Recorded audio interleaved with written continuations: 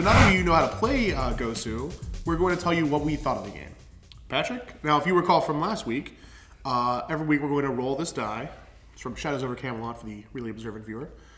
Roll this die, and we're going to determine who will be giving their opinion of the game in a positive light, who will be sort of advocating the game.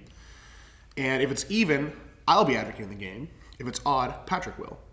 Conversely, if it's odd, I will be talking about how much I hate this game, how much I just can't even stand it, and Patrick will be doing that if it rolls for him. All right. So Patrick, do the honors. I would be happy to. It's odd, odd, so which means you're pro, right? I'm going to be talking about how much I love GoSu, and I'm going to be telling him how wrong he is and what a flawed game it turns out to be. Well, let's get this show on the road.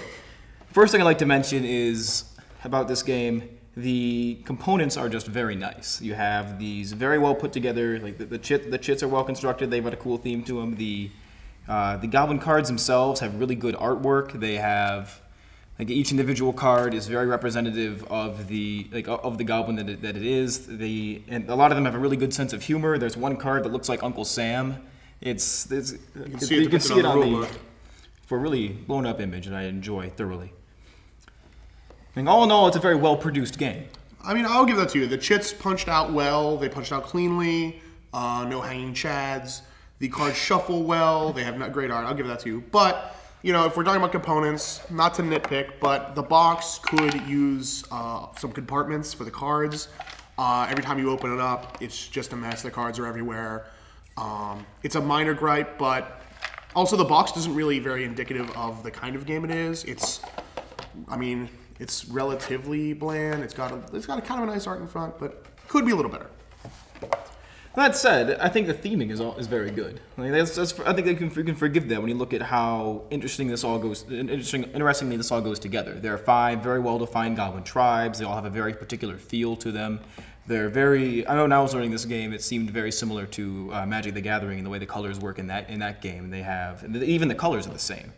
Each tribe feels like it's its own. It feels like it's very much its own thing, has its own identity, and the idea of playing a Goblin warlord, building a Goblin army, this kind of just appeals to the very smash and bash gamer in me, but that's just a lot of fun. True, but the gameplay itself can be a little unbalanced. While the goblins do feel very interesting, and a lot of them are sort of emblematic of their color, they aren't balanced. You have Alpha Goblin Recruiter, Patrick's favorite, who can come in and allow you to draw just a ton of cards. He can easily net you 3 or 4 more cards just for playing him. And then you have cards where you have to spend an activation token just to draw 2. So it's really just the amount of investment in certain goblins does not pay off as well as in others. That is true. But this variation in goblins also contributes to a fun aspect of the game in that a lot of it involves setting up combos. You can get a long string of good combos going. You can have your cards playing off each other, and have you drawing new cards, have you putting together. I've seen people in one good round just go from having almost nothing to completely overtaking me. It is a game that very much encourages having a little bit of forethought in how and what order you're going to play things and how the different effects are going to line up.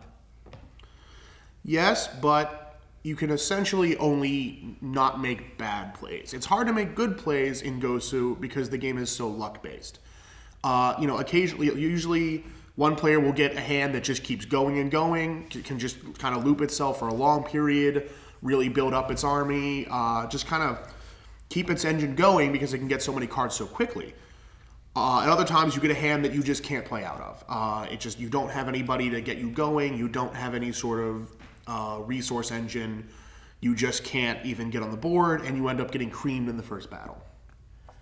That's a reasonable complaint. I think there is a way to play this that you can. There's sort of a drafting mechanic built into the rules, a variant of the game. And I think it's been added by others. I think. Yeah, I don't think it's in the rule book, but there is a way to play this that takes that luck out of it. To some extent, not completely, but it does allow you a little bit more strategy in setting up your starting hand. Mm-hmm. It takes some of the luck out. It's true, and I would, if you're going to play GoSu, I would recommend you looking up the drafting rules. It's a slight improvement. I think you deal out 7. The first player takes 2, and then you go around taking 1 each until you have your opening hand. After that, though, the balance goes up. Like, the game is the same. It's just how you open.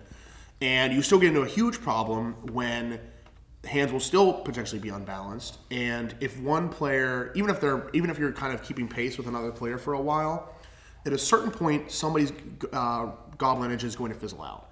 And when that happens, they have to pass. When you pass, the other player, if you're playing a two-player game, or even if you're playing a 3-player game and 2 players pass, the remaining player is just going to go to town. He can take as long as he likes, as many sort of consecutive turns as he wants to just set up goblins over and over. And part of the small amount of strategy in GoSu is trying to get to that point, trying to get in that pole position where you can just run away with it and go unimpeded. Nobody can react to your plays. Nobody gets to play. And we've had games where one player will just take a 45-minute turn to himself, just putting together goblin after goblin. It just gets ridiculous. It leads to a big negative play experience for everybody. All right. Well, I think this is a good time as any to pull out of the format here and give a more objective review. Holistic thoughts of the game. I would say to go with tradition here. If I were to score this out of 10, I think I would hover this one around 4, 5. Honestly, it has its strengths in its theme. Again, it has its strength in the combinations, but it just simply, with no influence on what cards you get, what little strategy there is just becomes unrewarding. I would agree. The thing, it's interesting because GoSu's got a lot of buzz. It's, as far as I know, gotten a lot of positive reviews. A friend of mine actually bought it from the good press it was getting, and it was only after I found out that he had bought it that I informed him that it really just doesn't work. It doesn't flow well. It's like we said, it's fun to put together the combos, but it's really, you can only not lose. The best you can hope in GoSu is to play sort of not to make a mistake, and you really can't make great plays. You can't make very memorable plays, and that really hurts the game for me. I'm going to give it a 3 on 10. All right. And that's what we thought of GoSu. I can't recommend this even for its relatively good price point.